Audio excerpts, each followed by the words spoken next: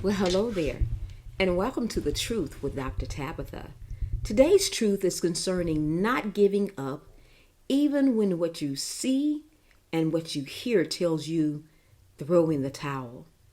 I will present to you an analogy that will speak to those times in your life when you feel like you just can't win for losing. You don't want to miss this, so keep on watching. This is The Truth with Dr. Tabitha, reminding you that success is never ending and failure is never final. This video is inspired by a book written by Dr. Robert H. Schuller. Dr. Schuller gives inspiration and guidance on the science of success. He shares how he reached his goals, and he profiles dozens of other go-getters who turned their dreams into reality.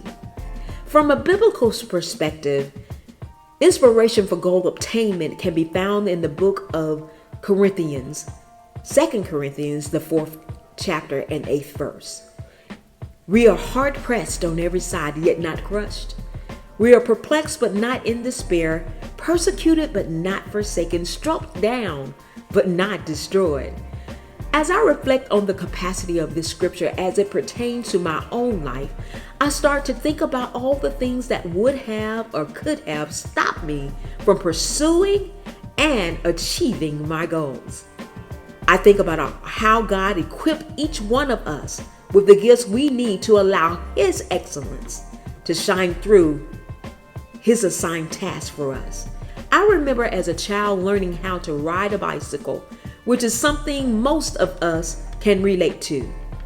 When I first started, I didn't have the training wheels on, which required me to learn how to balance myself. Needless to say, I fell down a lot. I could have become discouraged. I could have become afraid to try again, because when we fall, it can hurt both physically and emotionally. Falling down can crush and destroy our ego. Falling down can make people talk about us and persecute us. Falling down can destroy our desire to get up and try again. But every time we get up and we try again, we are building up our character and not allowing ourselves to be defeated. Each time we fall and try again, we get closer to our goal, until one day we don't fall as much, and eventually we just stop falling altogether. At this point, the ride may become shaky. It may seem like we're going to fall, and we may have an occasional slip up. We may swerve back and forth trying to get our balance. Let me put it this way, more in a more relevant terms. You may try to stop smoking or start exercising or stop spending so much money or open your own business, finish school, and you may fail several times. So you have to start over again. Things may become shaky and wobbly, but don't give up. You may become discouraged, but don't give up. People may talk about you, but don't give up. You may lack supporters, but don't give up. With every attempt, you realize that you can sturdy yourself just a little bit better. You learn what to do and what not to do in each attempt. You learn how to overcome difficult situations. You balance yourself when things get shaky and wobbly. Back in the day, there was a family of toys that were called the Wobbles. You could sit them on a table and push them over, but they will never fall down. The company who made them had a slogan: the Wobble, they weeble and they wobble, but they don't fall down. That's how we are when we persevere. We progress from falling all the time to being wobbly to complete balance. At the beginning of the process, we may fall off.